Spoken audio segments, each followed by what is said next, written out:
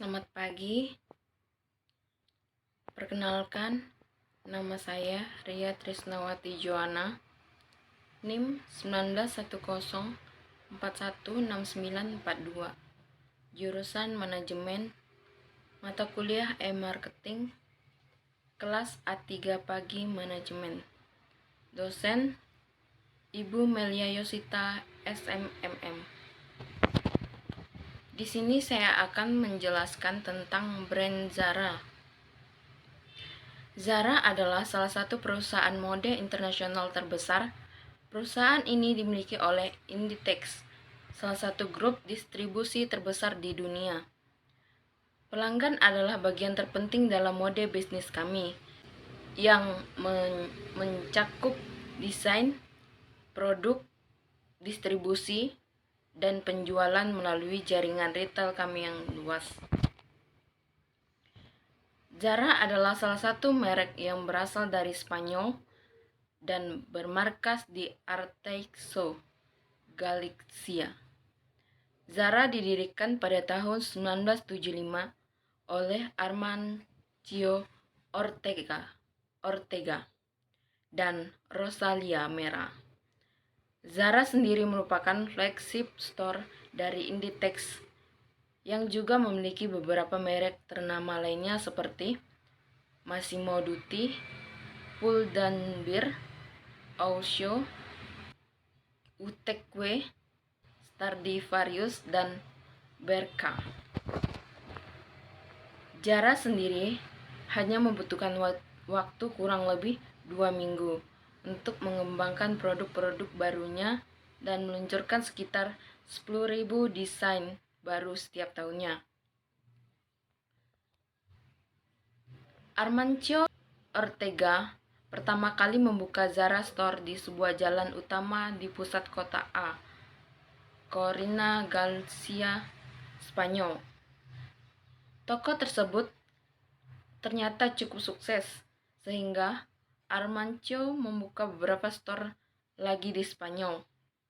Selama tahun 1980, Ortega mulai mengubah desain manufaktur dan proses distribusi untuk mengurangi lead time dan beraksi terhadap tren baru dalam cara yang lebih cepat, dalam apa yang ia sebut mode instan. Pada tahun 1985, mereka memasuki Amerika Serikat dan Prancis pada tahun 1990, dan hingga saat ini Zara sudah terdapat 73 negara di dunia, termasuk Indonesia. Zara memiliki beberapa jenis pakaian, mulai dari wanita, woman and TRF, pria atau men, anak-anak, Zara Kids, Zara Home, hingga kosmetik. Store Zara paling banyak berada di Spanyol, 329 toko, dan Prancis 114 toko. Sementara di Indonesia, Zara hanya ada 13 toko. Louis Vuitton Fashion Director Daniel PT mendeskripsikan Zara sebagai retailer yang paling inovatif dan sangat efektif di dunia ini. Oleh CNN, Zara juga disebut sebagai Spanish success story. Gauna kala itu menggemari film Zorba the Great yang terkenal pada tahun 1974. Kemudian dia memutuskan untuk memberi nama tokonya sesuai dengan judul film kegemarannya. Namun ternyata nama Zorba sudah banyak dipakai. Bahkan ada sebuah bar bernama sama yang jaraknya hanya sekitar 2 blok dari toko Gauna. Pemilik bar tersebut mengeluh kepada Gauna, jika ada 2 Zorba di kota kecil tersebut akan membingungkan, walaupun produk yang dijual berbeda.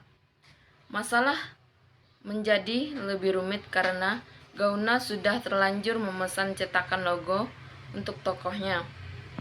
Demi menghemat biaya, Gauna akhirnya membuat merek baru dengan huruf-huruf yang sudah ada.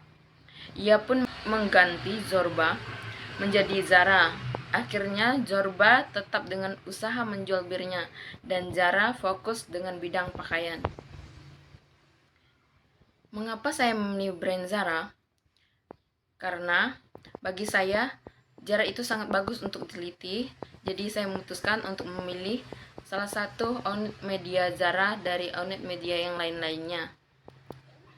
Bukan hanya saya saja yang mengagumi Zara, tetapi brand High Street asal Spanyol ini digemari oleh para fashionista di seluruh dunia, termasuk Indonesia. Zara ini juga mengikuti perkembangan tren di setiap tahunnya, bahkan di setiap bulannya. Harga dan kualitas juga berbanding lurus. Kebanyakan barang yang dijual Zara bisa disebut cukup mahal, namun Zara memiliki kualitas barang yang baik karena menggunakan material yang sama dengan barang desainer. Bahkan beberapa item tersebut dari tangan pengrajin langsung atau handmade serta ramah lingkungan, eco-friendly. Di sini ada konten pemasaran yang menarik dan tidak menarik.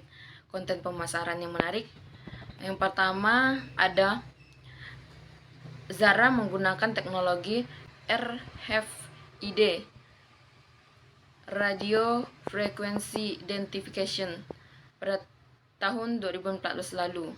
Untuk mempermudah mengetahui stor barang yang terjual, Zara menggunakan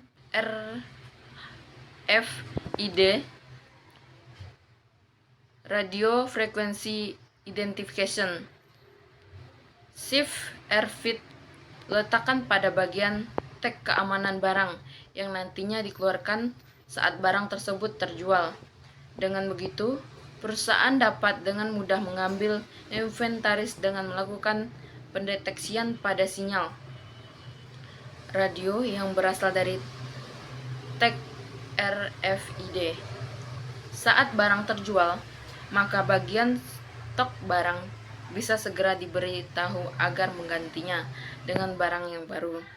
Selain itu, tag RFID juga akan mempermudah mengetahui lokasi barang, sehingga jika barang dicuri atau hilang, dapat dengan mudah dideteksi lokasi keberadaannya. Konten yang menarik kedua yaitu brand Zara menggunakan brand fashion yang menerapkan konsep mode cepat, yang memproduksi dan menjual produk fashion yang sesuai dengan tren yang diminati oleh pasar.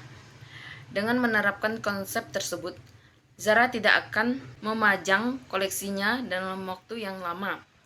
Koleksi yang tidak terjual dalam kurun waktu 1 minggu akan segera ditarik dari toko dan segera diganti dengan koleksi terbarunya. Zara termasuk brand yang sangat cepat dalam memproduksi koleksi terbarunya. Hanya membutuhkan waktu sekitar 15 hari untuk meluncurkan koleksi terbarunya. Oleh karena itu, jangan heran jika pakaian yang dipamerkan di pagelaran busana dapat segera hadir di toko Zara kurang dari waktu 1 bulan. Karena kecepatan brand tersebut dapat memproduksi koleksi terbarunya, bahkan dalam waktu 1 tahun, Zara menghasilkan 12.000 desain dan lebih dari 450 juta item. Terus ada konten pemasaran yang tidak menarik. Yang pertama itu Zara menggunakan tubuh orang yang tidak sesuai dengan pakaiannya. Baru-baru ini iklan Zara menimbulkan konflik di masyarakat. Zara mengatakan perempuan untuk mencintai bentuk tubuh mereka. Sayangnya si penjual telah menempatkan komentar ini di samping foto kedua model skin jeans yang sangat cantik dan menawan, namun tidak memampai jika ada yang salah dengan mode itu. Tetapi menurut kita, pemasar memberikan pesan yang salah dengan melabeli model dengan kata montok. Jadi kita menciptakan iklan tidak hanya untuk menunjukkan Zara di pantat kita, tetapi juga untuk mengingatkan mereka ada banyak model memampai di luar sana. Banyak gadis-gadis muda yang berjuang dengan citra tubuh mereka, dan mereka harus tampil dari berbagai jenis tubuh. Bukan hanya orang-orang kurus. Ini kesalahan terhadap tubuh mereka yang tidak membingkai sama sekali, atau bagaimana mereka terlihat. Mereka terlihat seperti cantik, wanita cantik. Ini adalah kampanye pemasaran di baliknya, kata Maureen O'Connett, seorang penyiar radio kepribadian Irlandia kepada CNN. Zara memiliki tokoh di seluruh dunia dan menggambarkan dirinya sebagai salah satu perusahaan mode internasional terbesar. Yang kedua ada konten kosmetik merek Zara diprotes oleh masyarakat Cina karena isi iklan yang diluncurkan oleh perusahaan asal Spanyol. Perusahaan busana dan kosmetik merek Zara diprotes oleh masyarakat Cina karena isi iklan yang diluncurkan oleh perusahaan asal Spanyol itu. Dalam iklan itu, Zara memajang foto seorang model Cina. Zara mengunggah iklan itu di situs resmi mereka pada Jumat 15 Februari 2019. Dalam iklan itu, terlihat seorang model keturunan Cina yang memakai pakaian dan kosmetik merek Zara dengan tulisan, "Kecantikan itu di sini." Iklan yang sedianya ditujukan untuk memperkenalkan kosmetik terbaru Zara, namun ketika mulai diunggah di situs Weibo, iklan itu mulai dihujati kritik. Iklan itu dinilai telah memfitnah masyarakat Cina. Dikutip dari Asia1.com Senin 18 Februari 2019, kritikan pertama muncul saat seorang netizen menulis komentar kalau model yang digunakan Zara memiliki flek-flek wajahnya, sehingga memilih model itu dinilai sama dengan menghina Cina. Sebab bagi masyarakat Cina, sebuah wajah sempurna seharusnya tanpa flek. Muncul pula komentar kalau model dalam foto tersebut tidak bagus, kurang berenergi. Apakah Zara menggantikan perempuan-perempuan Asia harus punya flek di wajah mereka? Tulis salah seorang netizen. Ada pula yang tidak percaya Zara memiliki model berwajah flek untuk mengatasnamakan perempuan Asia, sehingga meminta iklan tersebut segera dihapus. Sejumlah komentar menilai Zara menghina Cina. Pada Sabtu 16 Februari 2019, Zara menjelaskan iklan tersebut tidak ditujukan untuk menciderai siapapun. Zara mengambil foto itu dalam kondisi model sinatural mungkin, tanpa manipulasi kamera, sehingga perbedaan yang muncul diduga dari aspek estetika. Kendati Zara telah memberikan klarifikasi, namun sampai Minggu sore 17 Februari 2019, Zara masih dihujati kritik di Weibo sehingga menjadikan topik terhangat pada hari itu. Di sini ada saran dan kesimpulan. Sarannya, yang pertama, menyediakan pelayanan alter pakaian. Terkadang ada beberapa konsumen yang tidak dengan mudah mendapatkan pakaian yang pas di badan karena beberapa sebab. Zara menyediakan jasa alter pakaian sehingga bisa menyediakan ukuran pakaian dengan ukuran badan konsumen atau bisa digunakan untuk memperbaiki aksesoris pakaian yang rusak. Yang kedua, melatih kemampuan dan kompetensi para karyawan Zara. Kinerja karyawan sudah cukup baik dalam membantu konsumen, tetapi alangkah baiknya jika karyawan juga bisa membantu para konsumen untuk memadu padankan pakaian yang akan dibeli, karena kebanyakan konsumen akan lebih tertarik dengan pakaian yang sudah dipadu padankan seperti manekin, sehingga akan meningkatkan jumlah penjualan produk. Yang ketiga, selalu memberikan update produk terbaru Zara yang sudah beredar di store kepada para konsumen. Juga perlu diperhatikan untuk secara periodik mengganti pakaian manekin dengan koleksi terbaru minimal seminggu sekali. Di sini ada kesimpulannya. Dari pemahaman yang kita lihat bahwa kualitas produk yang baik secara otomatis akan menimbulkan minat berbelanja dari konsumen sendiri. Jika konsumen membeli suatu produk yang berkualitas, baik dan mampu membuat nilai gengsi bertambah karena Zara menawarkan produk yang trendy dan berkesan premium, maka hal itu akan terus diingat dan konsumen akan kembali lagi untuk berbelanja di Zara tanpa harus bersusah payah mencari ke tempat lain. Semakin baik pelayanan yang diberikan oleh para karyawan Zara, maka semakin baik pula respon yang akan diberikan oleh konsumen, sehingga konsumen akan merasa puas dan ketika mereka menginginkan pelayanan yang terbaik dari sebuah store pakaian, tak diragukan lagi konsumen akan langsung memilih Zara karena konsumen merasa terbiasa diperlakukan sangat baik di sana.